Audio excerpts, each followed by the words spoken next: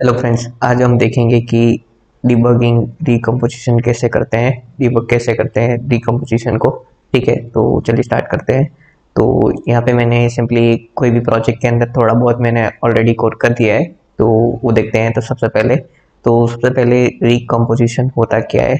Basically recomposition जो भी हमारा स्टेट होता है ना, ओके, जो जहाँ पे भी यूज़ हुआ है, जहाँ पे भी हमने यूज़ किया है ना, तो उस वाले कंपोनेंट को वो री रेंडर करता है। ठीक है, तो इसको एक एग्जांपल के साथ समझते हैं। ठीक है, तो यहाँ पे मैंने जो मेन एक्टिविटी के अंदर सिंपली ये वाली स्क्रीन है ना, उसको लोड की है। ओके, तो इसके अंदर सबसे पहले मैंने एक काउंट वेरिएबल लिया है। ठीक है, सिंपली रिमेंबर के। ओके, तो उसमें इनिशियली वैल्यू 0 पास की है और एक बटन लिया हुआ है, दो बटन है। ठीक है, एक डिक्रीमेंट का और एक इंक्रीमेंट का। उसमें सिंपली काउंट की वैल्यू प्लस और माइनस की है। ठीक है, ओके, और बीच में मैंने काउंट को प्रिंट किया हुआ है। ओके, तो इससे इसको हम रन करके देखते हैं सबसे पहले। ठीक है, तो मैं इसको कैसे डिबग करते हैं ना, वो भी मैं दिखाऊंगा कि कंपोजिबल कितना कॉल हो रहा है, स्किप काउंट क्या होता है, वो सब। ओके, तो सिंपली यहाँ पे रन हो चुका है। ठीक है, तो ओके, तो यहाँ पे सिंपली इंक्रीमेंट और डिक्रीमेंट का जो भी फंक्शन होता है ना, वही है और कुछ नहीं है। ओके, तो अभी है ना एक चीज़ कि यहाँ पे क्लिक करना रनिंग डिवाइस। ओके ओके, तो रनिंग डिवाइस पे क्लिक करने के बाद यहाँ पे एक ऑप्शन दिखेगा प्लस का, तो जो भी आपका डिवाइस है ना उस पर क्लिक कर देना। ठीक है, उसके बाद आपको है ना यहाँ पे क्लिक करना है ये टॉगल लेआउट इंस्पेक्टर। ओके, ये बेसिकली क्या है कि जो भी हमारा जो ये कोड है ना, उसका यहाँ पे एक कंपोनेंट ट्री आ जाएगा कि कितनी बार रिकम्पोज हुआ और स्किप हुआ, वो सब। ओके, तो इसके अंदर थोड़ा ऐसे बड़ा कर देते हैं। ठीक है, ओके, आपको ये हॉरिजॉन्टल में दिखेगा, तो सिंपली यहाँ पे सेटिंग में जाके ये वर्टिकल स्प्लिट वर्टिकल कर देना, तो ये साइड में आ जाएगा। ओके, तो इसमें बहुत सारे यहाँ पे व्यू है। सिंपली इधर एक्सपांड ऑल पे क्लिक करेंगे ना, तो जितने भी कंपोनेंट है ना वो आ जाएंगे। ओके, तो ये बहुत सारे कंपोनेंट है, आपको सिंपली अपना कंपोनेंट देखना है, मीन्स कि जो भी हमने बनाया है वो सब देखना है। तो वो कैसे करेंगे, तो सिंपली आपको यहाँ पे व्यू ऑप्शन पे क्लिक करना, यहाँ पे फिल्टर सिस्टम लेआउट पे क्लिक करना। ठीक है, ओके, तो उसके बाद फिर से यहाँ पे एक्सपांड पे क्लिक करना। तो यहाँ पे ये देखिए, ये जो भी हमारा जो यहाँ पे क्लिक किया होगा ना, देखिए सरफेस, फिर कॉलम, उसके बाद जो इंक्रीमेंट स्क्रीन है वो, ये सिंपली हमारा कंपोजिबल फंक्शन ही है। फिर उसके बाद रो बटन, फिर उसके अंदर ये टैक्स है वो सब आ जाएगा। ओके ओके, तो सिंपली वही है, ये टैक्स जो बीच वाला है वो है। ओके, उसके बाद यहाँ पे ये हाईलाइट सिमेट्रिक लेआउट्स, मीन्स कि जो हमारा लेआउट है ना और कंपोजिबल फंक्शन, उसको वो हाइड कर देगा। ओके, सिंपली हाइड कर देगा कि आपको कंपोनेंट देखने में आसानी रहे। जो मेन कंपोनेंट होते हैं ना, बटन है, टेक्स्ट है, वो ही दिखेगा। ओके, इनर कंपोनेंट बेसिकली दिखेगा, बाकी सब हाइड मीन्स कि थोड़ा बैकग्राउंड ब्लर हो जाएगा, बाकी सबका बोल्ड हो जाएगा। ओके, यहाँ पे ये शो कंपोजेस कॉल बैक का मीनिंग ये है कि ये सिंपली हमको एक ट्री फॉर्म में दे देगा। ओके, ये देखिए, ये सिंगल फॉर्म में दे देगा कि यहाँ पे दिखाएगा कि ये इनर के अंदर ये सब है। ओके, उसमें क्या था कि हमको ट्री जैसा दिखाएगा। ओके, ट्री एक के अंदर दूसरा, फिर उसके अंदर ऐसे। ओके, और यहाँ पे ये रिकम्पोजिशन काउंट है ना, उसको चेक मार्क कर देना, तो यहाँ पे ये ऑप्शन दिखेगा। ओके, वो मैं दिखाता हूँ। फिर उसके बाद आपको सपोर्ट लाइन में, मीन्स की जो कितने कंपोनेंट किसके अंदर है वो सब, उसका ट्री दिखाएगा। ओके, तो बेसिकली हमारा आज का टॉपिक है कि रिकम्पोजिशन कैसे ट्रैक करे वो। ओके, तो सिंपल है, यहाँ पे जो ये रिकम्पोजिशन काउंट है ना, उसके अंदर ये फर्स्ट वाली वैल्यू है, मीन्स कि यहाँ पे जो है ना, ये इस लाइन के अंदर, ये कॉलम के अंदर हमारी क्या आएगा कि number of times this composable has been recompose. Okay, means कि जितनी बार ये स्टेट री रेंडर होगा ना, वो यहाँ पे +1 करता जाएगा।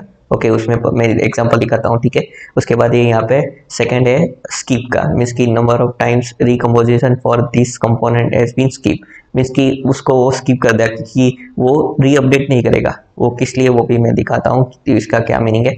सबसे पहले इधर एक्सपांड ऑल कर देंगे। ठीक है, ओके, तो मैं सिंपली यहाँ पे इधर मैं इधर पॉइंटर लेके जाऊंगा, तो यहाँ पे एक चीज नोटिस करना। ओके, तो यहाँ पे देखिए, ओके, तो ये रिकम्पोज चालू हो गया। ओके, मीन्स की ये बेसिकली बटन है, तो बटन के अंदर आप यहाँ पे होवर करोगे ना, तो वो एक्चुअल में रिकम्पोज होगा। क्यों? क्योंकि आपने कुछ ऐसा बटन की एलिमेंट क्या है कि जब भी रिफल इफेक्ट दिखाना हो तो वो पूरा रिकम्पोज करता है, तो यहाँ पे ये इंक्रीमेंट होता है। ओके ओके, मैं 0 पे लेके जाऊंगा, यहाँ पे जो टेक्स्ट है उसमें कुछ नहीं करेगा। ओके, अभी जैसे ही मैं इधर क्लिक करता हूँ तो देखिए कि जो हमारा टेक्स्ट एलिमेंट है ना, ये वाला, यहाँ पे क्लिक करूंगा ना तो वो मुझे उस वाले पोर्शन पे होवर कर देगा। ओके, कि ये स्टेट अपडेट हुआ है। ओके, स्किप का मीनिंग ये बेसिकली ये वो मैं आपको आगे दिखाता हूँ। ठीक है, कि उस स्टेट को अपडेट नहीं हुआ है, मीन्स कि उस स्टेट अपडेट हुआ है बट उस कंपोजिबल का नहीं है, तो वो स्किप कर देगा। ओके, तो यहाँ पे जैसे ही मैं अपडेट करता रहूंगा, यहाँ पे ये चेंज होगा। ओके जी, और बटन है तो मीन्स की बटन के अंदर हमारा टच इफेक्ट आता है, तो इसलिए ये रिकम्पोज हो रहा है। ओके, तो आपको जो भी देखना है तो वो यहाँ पे देखना होता है। ओके, कि जो भी आपका स्टेट है वो बार बार अपडेट नहीं हो रहा है ना, मीन्स की जो भी स्टेट है तो वो उसी रिलेटेड अपडेट हो रहा है। तो मैं यहाँ पे दूसरा एक एग्जांपल दिखाता हूँ तो आपको आइडिया आएगा। ठीक है, तो यहाँ पे सिंपली मैं इधर स्क्रॉल थोड़ा करता हूँ और यहाँ पे सिंपली ये 2 लाइनें ना उसको ऑन कमेंट करता हूँ। ठीक है, और मैं फिर से मैं इसको रन करता हूँ। ठीक है, इसमें क्या लिखा है कि current time system, current time millisecond. Okay, इसकी जो भी सिस्टम टाइम है ना वो हमको ये टेक्स्ट फील्ड के अंदर प्रिंट करके देगा। ओके ओके, तो सिंपली इसको एक्सपांड करेंगे। ओके, इसको यहाँ पे एक्सपांड करना जरूरी है तभी ये दिखेगा। ठीक है, नहीं तो आपको सब जगह जाके करना होगा। ओके, तो यहाँ पे लास्ट में टेक्स्ट आ चुका है। ठीक है, तो अभी जैसे ही मैं किसी भी स्टेट में अपडेट करूंगा ना, यहाँ पे अपडेट कर रहा हूँ तो ये करंट टाइम भी अपडेट हो रहा है। मीन्स कि क्यों अपडेट हो रहा है? क्योंकि यहाँ पे जो स्टेट है वो एक्चुअल में इसी फंक्शन के रिलेटेड है। मीन्स कि इस फंक्शन के है तो ये पूरा रिकम्पोज करेगा, तो ये फिर से नीचे आएगा तो यहाँ पे दिखेगा कि करंट टाइम बेसिकली हमारा एक लॉन्ग फंक्शन है। मीन्स कि लॉन्ग का जो वैल्यू रिटर्न कर रहा है, रिमेंबर स्टेट नहीं है, ये सिंपल जो एम्प्टी नॉर्मल स्टेट आता है ना वही है, तो वो फिर से न्यू वैल्यू लेगा। ओके, तो वो फिर से रिकम्पोज करेगा। ओके, तो और एक एग्जांपल के साथ समझते हैं। ठीक है, तो सिंपली मैं इसको यहाँ से कट करके यहाँ पे लेके जाऊंगा। ओके ओके, और इस कमेंट को भी यहाँ से ही हटा के यहाँ पे लेके जाता हूँ। ठीक है, एक और एग्जांपल लेंगे तो फिर आपको आइडिया आएगा। ठीक है, इसके अंदर मैंने कोई पैरामीटर पास नहीं किया है, बट ये इंक्रीमेंट के अंदर ये टाइमर का स्क्रीन है। ओके ओके, आपने पहले देखा था कि ये वैल्यू अपडेट हो रही थी। ओके, अभी देखना, मैं इसको सिंपली रन करता हूँ। ओके, तो यहाँ पे वैल्यू देखना। ठीक है, तो मैं इसको कंपोनेंट करता हूँ, यहाँ पे इस टेक्स्ट को देखना। जैसे ही मैं इंक्रीमेंट पे क्लिक करता हूँ तो वो वैल्यू अपडेट नहीं हुई। ओके, वो क्यों नहीं हुई? क्योंकि इसके अंदर कोई भी स्टेट पास नहीं किया है, ये पेरेंट स्टेट का। ओके, स्टेट वो ये इसको स्टेटलेस कंपोजिबल बोलते हैं। मीन्स की स्टेट कोई नहीं है इसके अंदर इसको। ओके, तो इसको स्टेटलेस कंपोजिबल बोलते हैं। ठीक है, ओके, तो जैसे ही यहाँ पे मैं क्लिक करूंगा तो वो स्टेट यहाँ पे देखिए कि कुछ पास नहीं है। ओके, तो वो स्किप कर देगा इसको। ओके, तो यहाँ पे देखिए टाइमर स्कैनर के अंदर ये स्किप आया है। ओके, तो ये इंक्रीमेंट बढ़ेगा तो चलेगा, बट यहाँ पे बढ़ना नहीं चाहिए। ओके, जब स्टेट अपडेट हो तभी बढ़ेगा तभी चलेगा, बट अननेसेसरी नहीं बढ़ना चाहिए।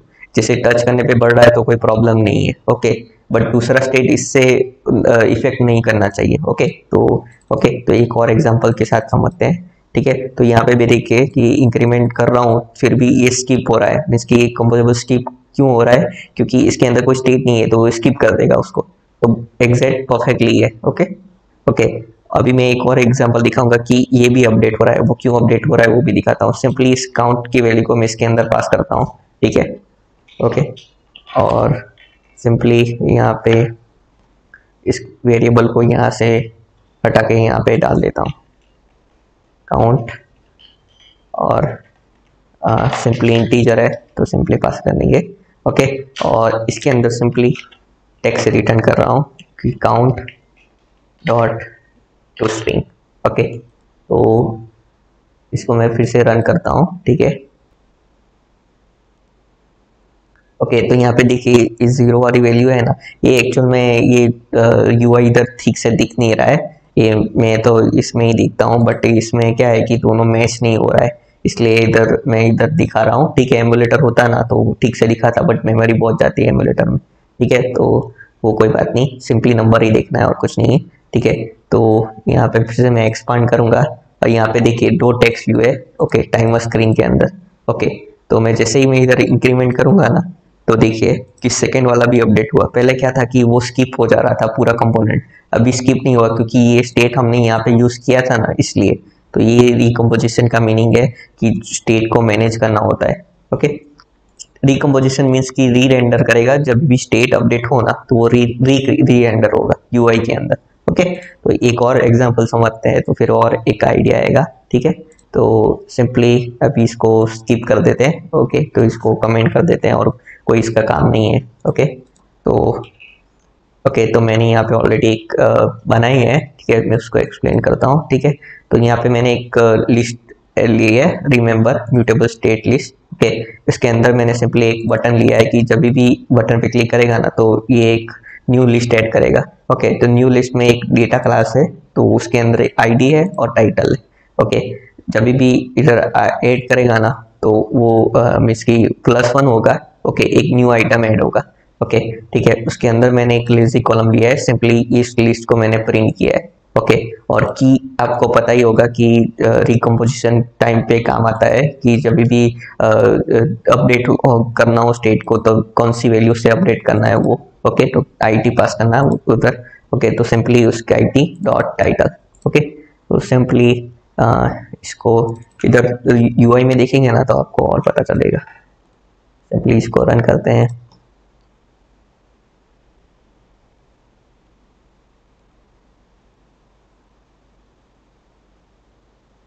ओके, तो यहाँ पे एक्सपांड ऑल करेंगे। ठीक है, ओके, तो एक चीज देखना कि यहाँ पे देखिए ये लेजी कॉलम अभी आया नहीं है। क्यों नहीं आया? क्योंकि लिस्ट के अंदर कोई आइटम है ही नहीं।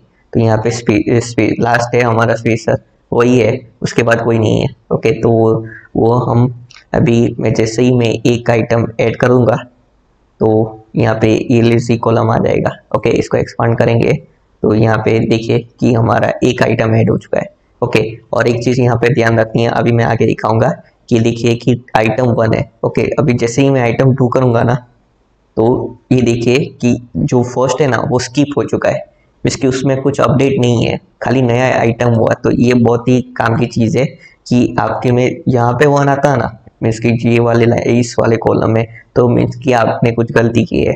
ओके, ओके, यहाँ पे नहीं आना चाहिए एक्चुअल में। ओके, जैसे कुछ स्टेट आपने लिखा हो कि यहाँ पे अपडेट करना है तो कोई प्रॉब्लम नहीं है, बट ऐसे न्यू एम्प्टी लिस्ट में फिर आपने यहाँ पे अपडेट आ रहा है तो फिर प्रॉब्लम है। यहाँ पे अभी ये स्किप कर रहा है, फिर उसके बाद +1 भी ऐड कर रहा है। क्यों? क्योंकि नया आइटम आया तो नई लिस्ट ऐड हुई, नया आइटम ऐड हुआ तो वो जो पोर्शन है उसमें +1 ऐड हो चुका है। ओके, तो यहाँ पे देखिए हर एक में आइटम ऐड हो रहा है। ओके, और यहाँ पे मैं क्लिक करूंगा ना तो ये टेक्स्ट है वो हमारा आइटम 4 है।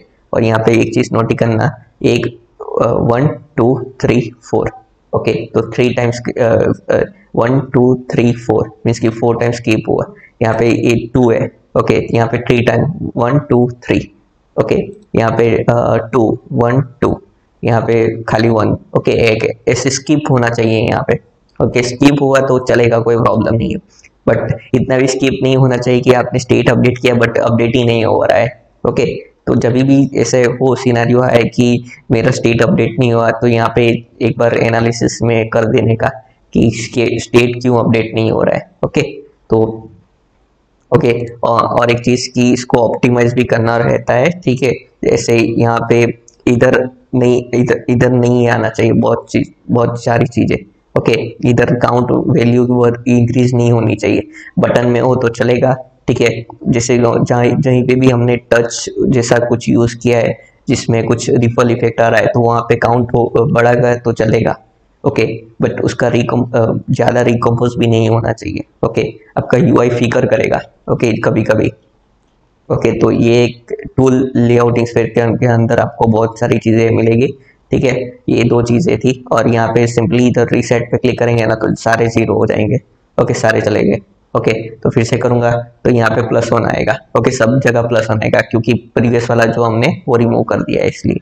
ओके ओके और एक चीज की जो न्यू है तो उसमें रिकम्पोज नहीं है क्योंकि वो न्यू क्रिएट हुआ है, न्यू ऐड हुआ है इस कंपोज ट्री के अंदर, रिकम्पोज ट्री के अंदर, इसके अंदर ये नहीं आएगा। ओके ओके और एक चीज की यहाँ पे एक चीज नोटिस करना कि जैसे आइटम ट्री है तो यहाँ पे एक चीज की वो हमने इधर इंक्रीमेंट स्क्रीन के अंदर डाला हुआ है तो यहाँ से कुछ हमारा अपडेट नहीं हो रहा है। ओके जो ये स्टेट है वो स्किप मीन्स की वैसे का वैसा ही, तो उसको स्किप कर देगा। ओके क्योंकि उसका वो काम नहीं है। ओके इसलिए ओके तो ये इंटरकनेक्टेड होता है। ठीक है तो जब भी आप एप्लीकेशन बनाओ तो भी देखना कि कौन सी वैल्यू अपडेट हो रही है, फिर ज़्यादा रिकम्पोज नहीं हो रहा है वो सब। ओके ये बहुत ही चीज़ काम आती है। ठीक है और लेजी कॉलम यूज़ कर रहे हो तो ज़रूर ये की यूज़ करना ज़रूरी है। ओके ओके ये की यूज़ नहीं करोगे ना तो बहुत ही मीन्स की जब भी नई वैल्यू ऐड करोगे ना तो उसको वो पूरा रिकम्पोज करेगा। ओके तो ये की फीचर बहुत ही काम आता है। ये इस पे मैं एक वीडियो ज़रूर, एक्चुअल में मैंने ऑलरेडी बना चुका हूँ वीडियो, इधर मैंने लेजी कॉलम में हाँ एग्जाम्पल एक्सप्लेन किया हुआ है। ओके ओके तो ये जाके देख लेना। ओके तो और एक चीज़ की साइड इफेक्ट भी जाके देख लेना कि इसमें कैसे साइड इफेक्ट हैंडल करते हैं वो सब। ओके ये एक्चुअल में साइड इफेक्ट हुआ, जो हमारा रिकम्पोज ज़्यादा हुआ ना तो वो साइड इफेक्ट हुआ। ओके तो उसको कैसे मैनेज करना है वो सब हमने देखा। ठीक है तो यहाँ पे जो हमने वेरिएबल यहाँ पे लिया था ना, ओके तो वो बेसिकली साइड इफेक्ट है, उसको हमको रिमेंबर या फिर डिराइव स्टेट में या फिर जहाँ पे यूज हो वहीं पे करना चाहिए, ऐसे बाहर नहीं रखना चाहिए। ओके तो बस आज के लिए इतना ही था, तो सीखते रहिए सिखाते रहिए। आओ।